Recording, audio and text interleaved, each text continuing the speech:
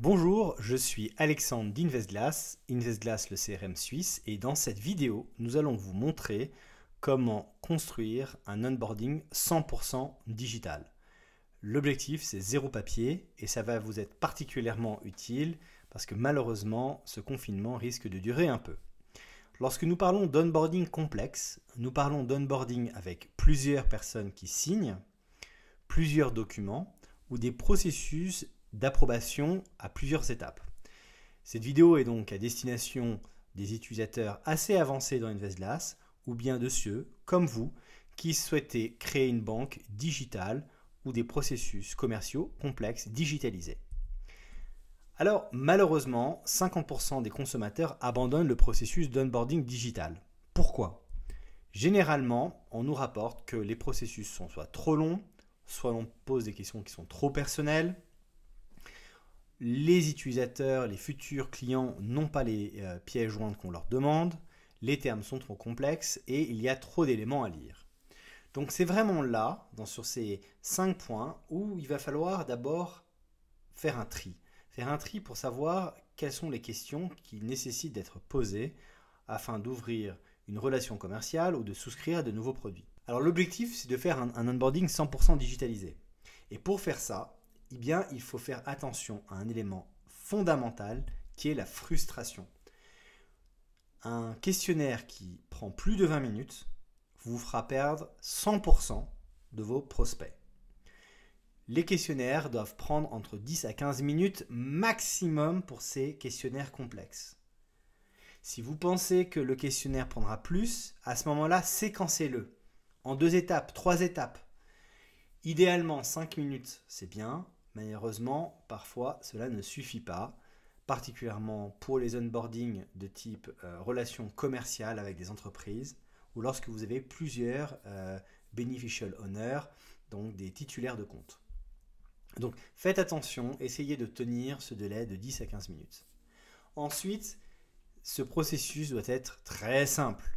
Dans Investglass, nous allons vous montrer les différents outils que vous allez pouvoir utiliser, connecter les uns avec les autres naturellement afin de produire un résultat très simple. Donc le formulaire vous permet d'acquérir des informations, le CRM c'est là où vous mettez les informations, l'automatisation c'est là où vous allez automatiser un certain type d'alerte, automatiser le portail investisseur. L'approbation, eh bien c'est simplement ce qui va vous permettre d'accepter une condition commerciale, d'accepter l'ouverture d'un compte.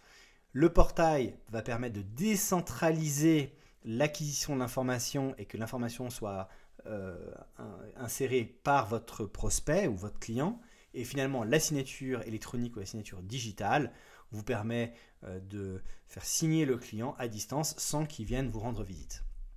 Alors, la première étape consiste à délimiter le périmètre avec les champs et les valeurs. Les champs se retrouvent dans différents objets, les contacts, les accounts, les portefeuilles, les contrats, les factures, les produits financiers. Donc d'abord, ce que je vous incite à faire, c'est prendre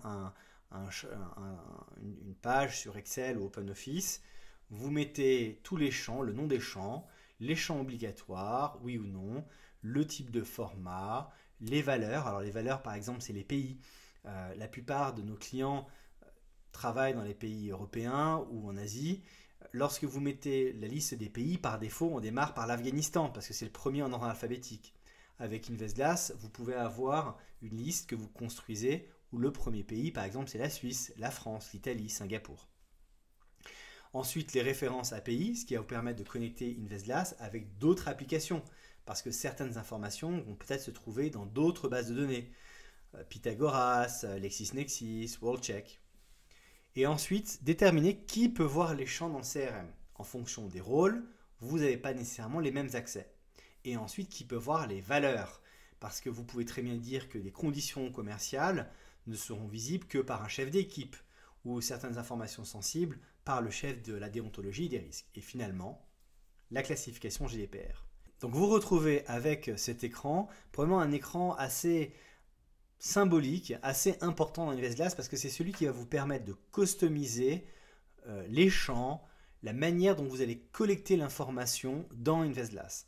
Donc la machine est complètement customisable Et ça va vous permettre effectivement de vous différencier de la compétition parce que les champs que vous allez renseigner, que vous allez collecter, bien évidemment sont importants pour l'ouverture de compte, mais seront également importants pour la prospection à venir, voire même pour le ciblage de ce que vous proposerez à vos clients. Bien évidemment, nous avons tout un système de catégorisation ensuite qui permet de filtrer l'information, de restreindre l'accès à l'information avec des critères internes, actifs, GDPR, etc. L'étape numéro 2 consiste à créer les formulaires et les packages. Les formulaires doivent être simples et précis. Si vous avez 50 questions dans un formulaire, essayez de créer 5 pages pour limiter à 10 questions par page ces formulaires. Vous pouvez ensuite connecter les formulaires directement au CRM, ce qui permet de renseigner le CRM. Mais si vous utilisez un autre CRM qu'Investglass, je vous le déconseille, mais si vous souhaiteriez, il est toujours possible de connecter avec l'API d'Investglass à d'autres CRM. Définissez dans les formulaires ensuite les champs qui sont obligatoires, c'est-à-dire les champs qui sont nécessaires pour que le formulaire soit valide. Définissez ensuite les champs qui sont répétés. C'est un outil qui vous permet bien évidemment d'avoir une injection assez simple. C'est-à-dire que si vous avez déjà demandé nom, prénom, adresse, numéro de téléphone dans un formulaire et que vous sauvegardez ce formulaire, dans le prochain formulaire, les informations de ce contact seront répétées automatiquement. Donc il va y avoir un gain, une efficacité redoutable. Ensuite, définissez les relations entre les formulaires du type mère et fille. Donc un formulaire de type mère, ça va être un formulaire account ou entreprise. Un compte va avoir plusieurs contacts. Une entreprise va avoir plusieurs collaborateurs et ça va vous permettre de créer des formulaires intelligents dans lesquels vous allez à la fois avoir de l'information pour l'objet account et contact. Connectez ensuite une solution de signature électronique ou de reconnaissance faciale. Nous travaillons avec des sociétés comme Onfido pour la reconnaissance faciale, avec Signatist et Sysmosoft pour la signature électronique en Suisse, en Europe avec Connective. La signature électronique est un outil primordial dans ce processus de digitalisation et nous serons bien sûr là pour vous aider à la choisir. Ensuite, regroupez ces formulaires en package et bien évidemment par langue. C'est-à-dire que vous pourriez avoir le formulaire gestion discrétionnaire en langue française, mais également le classic package in English pour la clientèle anglaise. Bien évidemment, les champs ensuite vont dans le même CRM. Donc c'est le formulaire qui est en langue différente, mais le CRM ensuite collecte l'information au même endroit. Voici un exemple d'un formulaire assez traditionnel dans le monde bancaire suisse de la banque privée. Vous retrouvez donc des informations qui sont à la fois des informations de compte et des informations de contact. Donc child, mother and child information, tout au même endroit. Ensuite, l'étape d'après, la troisième étape, c'est définir un scénario. Écrivez un scénario type. Je vous incite à différencier assez rapidement la partie ouverture de compte à la souscription à un service supplémentaire. L'ouverture de compte, c'est vraiment, on va dire, le parcours minimum.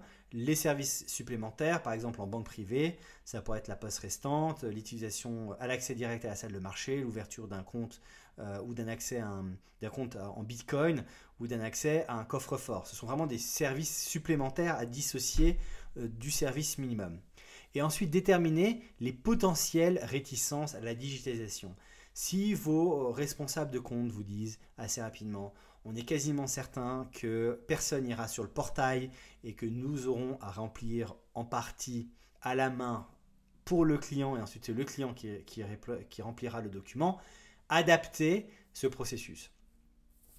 La même chose, si vous savez que la plupart de vos clients ont des avocats ou des fiduciaires ou des comptables qui remplissent les formulaires, à ce moment-là, adaptez le format et déléguez une partie du remplissage avec l'outil du portail. On vous montrera un peu plus tard comment ça fonctionne.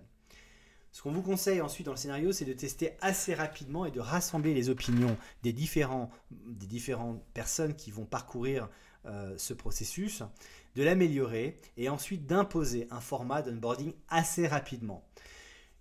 Vous avez ci-dessous un format d'onboarding typique dans une banque privée. Alors, c'est en anglais, mais je pense que vous allez comprendre de quoi il s'agit. Ce sont 6 étapes qui reproduisent un onboarding assez traditionnel dans une banque privée. Ces étapes, bien évidemment, sont interchangeables, mais comme vous voyez, il y a peut-être une ou deux étapes que vous auriez pu réduire. Il faut réduire le scénario parce que le scénario doit être compris à la fois par vos collaborateurs, les relationship managers, les gérants, mais également le département de risque et de déontologie et par le client final. Tout le monde devrait avoir en tête le scénario type d'ouverture de compte afin de limiter la frustration. La quatrième étape est l'étape de l'approbation. Dans l'étape de l'approbation, la première chose qu'il faut faire, c'est définir un cycle de vente avec les pipelines dans InvestGlass. L'objectif des pipelines, c'est de monitorer, c'est-à-dire de mesurer la vitesse d'évolution de chaque groupe de prospects ou de clients dans ce cycle. Alors, il y a différents outils. Le premier, je vous incite à créer ce qu'on appelle un formulaire dit de pré-check. Pourquoi? Parce que lorsque vous faites des processus d'ouverture assez complexes, il n'y a rien de pire que de faire attendre un prospect trop longtemps. De 1, il risque de partir chez le compétiteur. De 2, vous risquez de passer beaucoup de temps à analyser un dossier qui n'aurait pas dû être analysé parce que le département de risque ou la direction commerciale considère que ce n'est pas une bonne opportunité ou qu'il y a trop de risques à prendre ce nouveau prospect. Le formulaire est simplement un formulaire à points, assez similaire à ceux qu'on utilise pour les questionnaires de risk assessments. Je vous expliquerai plus tard comment cela fonctionne. Ensuite, je vous incite à utiliser le système qui permettra de bloquer les formulaires. Alors, pourquoi bloquer un formulaire? Simplement, une fois que le prospect ou le responsable de compte a introduit l'information et que vous lancez le processus d'approbation, il faut bloquer ce système pour que le compliance, l'analyse se fasse de manière complètement indépendante. Okay? Donc, le système d'InvestGlass bloque les formulaires jusqu'à ce que le processus soit accepté. Bien évidemment, la personne qui est en charge du processus d'approbation peut débloquer le formulaire afin de changer l'information. Et ne vous inquiétez pas, ces changements sont bien sûr auditables. Donc vous verrez la réponse d'avant et la réponse d'après. Ensuite, il faut répartir les tâches avec les différentes queues, avec les différents processus. Et la machine vous aide à ce que tout le monde ne soit pas en même temps sur le même processus.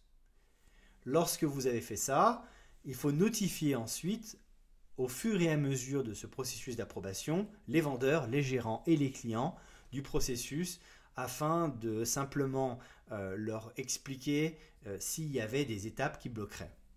Et je vous incite à utiliser différents outils.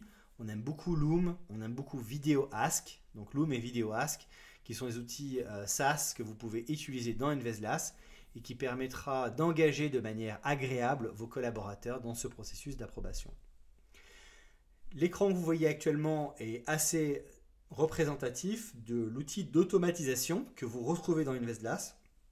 Cela vous permettra de créer des suites logiques. Donc par exemple, vous avez un nouveau prospect qui va venir s'inscrire sur le portail de votre banque.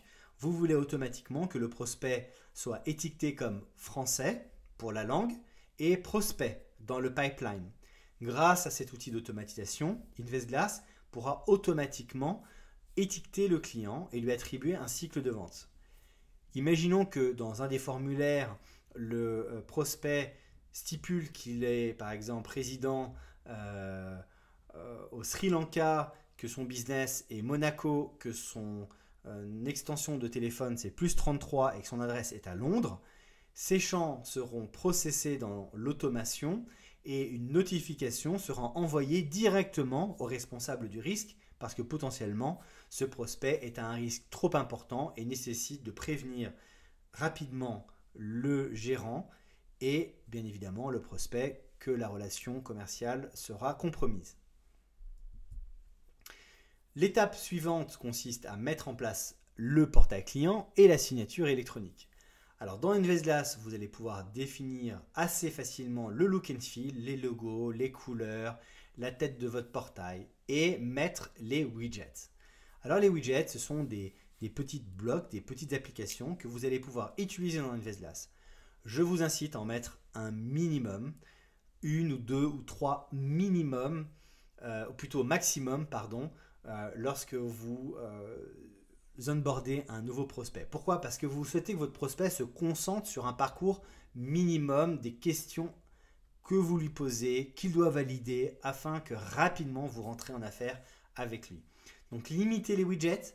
Par contre, utilisez l'automation, c'est-à-dire que lorsque le prospect ou le client a atteint un niveau satisfaisant à ce moment-là, utilisez les widgets pour le gratifier. Les widgets et les formulaires d'InvestGlass sont bien sûr intelligents, donc ils vont être pré-remplis avec l'information qui a été saisie par les responsables commerciaux, par vos gérants. Et donc ça va vous faire gagner beaucoup de temps, ça va limiter également la frustration de remplir un formulaire. Voici un exemple. Alors là, on a pris un formulaire de type français. Bien évidemment, les formulaires peuvent être en anglais, en français, en allemand, en chinois. Ils sont totalement customisables, mais ce formulaire est assez symbolique d'une ouverture de compte à la française avec une proposition d'investissement, avec une vision de type gestion de projet, adéquation des connaissances, les documents à partager en vue de l'ouverture de compte. Et cet écran, assez intéressant, c'est l'écran alors que l'on voit en tant que responsable de compte. Sur la deuxième colonne, vous allez voir que les documents de profil d'investisseur ou de libre passage sont maintenant noircis. Il y a un petit cadenas noir, ils sont freeze, c'est-à-dire qu'ils sont bloqués, on ne peut plus y toucher parce qu'on a lancé le processus d'approbation. Et vous voyez dans la cinquième colonne les personnes qui sont responsables de l'approbation. Donc vous voyez ici le nom des différentes personnes qui sont responsables et le numéro de suivi, le numéro 14, qui est le numéro de suivi de ce cycle d'approbation. Vous pouvez également, depuis cette page-là, générer la signature électronique. Et la signature électronique, comme vous voyez un exemple ici, va permettre d'incruster à l'intérieur d'un PDF la signature du client. Alors il y a plusieurs méthodes. On peut utiliser une validation par SMS, une validation par courrier, une validation par email, ou bien une validation avec une authentification de l'ordinateur ou même du téléphone portable et de l'adresse de ce téléphone portable. Donc voici la manière finale, on va dire, de procéder à un onboarding 100% papier. J'espère que cela vous a plu. Si vous avez des questions, retrouvez-nous sur investglass.com et à très bientôt.